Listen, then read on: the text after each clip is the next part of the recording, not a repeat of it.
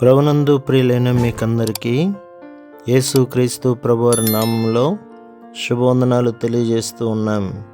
దైవ సేవకులు బ్రదర్ భక్తి సింగ్ గారి పరిచర్యలో నుండి అలసిన మానిని ఓరడించు మాటలు. జనవరి 20. కాబట్టి ప్రతి మనుష్యుడు తన్ను తాను పరీక్షించుకొనవలెను. కొరింథీయులకు రాసిన మొదటి పత్రిక 11వ అధ్యాయం 28వ వచనం. ప్రభువు దినమున మనము ప్రభువు బల్ల చుట్టూ చేరవచ్చుదము. అది ప్రభువు బల్ల గాని మరి ఏ మానవుని బల్ల కాదని జ్ఞాపకం ఉంచుకొనుము. దానిలో పాలు పొందుటకు నిన్ను ఆహ్వానించుచున్నది యేసుక్రీస్తు ప్రభువే. ఆయన ప్రశస్త రక్తం ద్వారా కనబడిన వారందరూ ఈ బల్లలో స్వేచ్ఛగా పాలు పొందవచ్చును.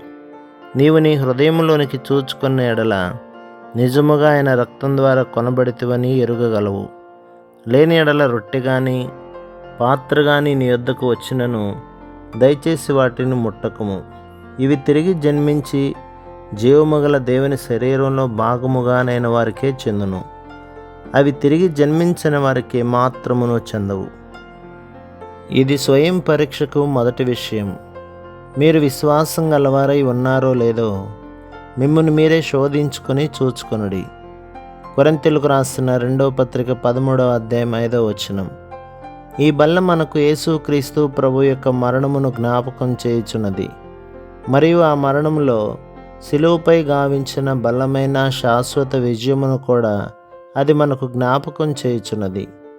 మన ప్రభువు మనలో ప్రతి ఒక్కరము విజయవంతులమైన జీవితమును కలిగి ఉండవలనని కోరుచున్నాడు.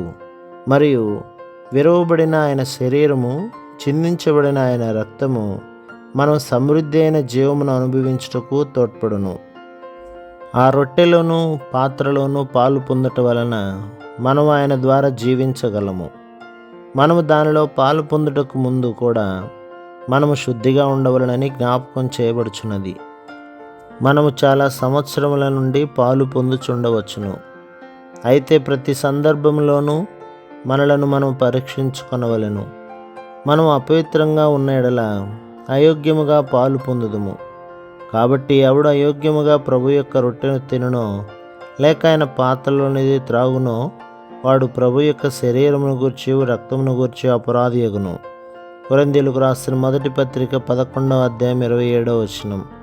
ఆయన ఎదుట మనం పవిత్రముగాను యోగ్యముగాను ఉన్నామా? ఇందుచేతనే పాలు పొందుటకు ముందు మనలను మనం పరీక్షించుకొనవలసి ఉన్నది. అన్ని విషయములలోనూ ఆయనకు లోబడుచున్నామా? మనకు సహపాటి విశ్వాసులకు మధ్య ఏ అసూయ అయినను లేక ద్వేషమైనను ఉన్నదా? ఏ అసమ్మతి అయినను లేక అనైక్యత అయినను ఉన్నదా?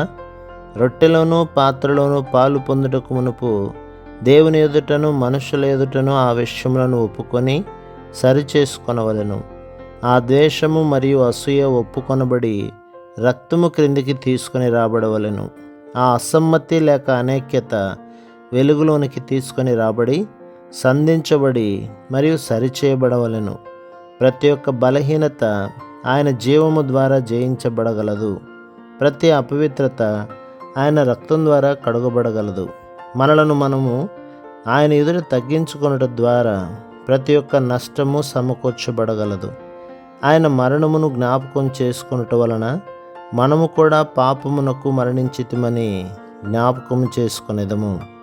మరియు ఆయనకు లోబడుటకు దాసులముగా మనలను మనము అప్పగించుకొనవలెను. రోమాపత్రిక 6వ అధ్యాయం 16 నుండి 19వ వచనం వరకు.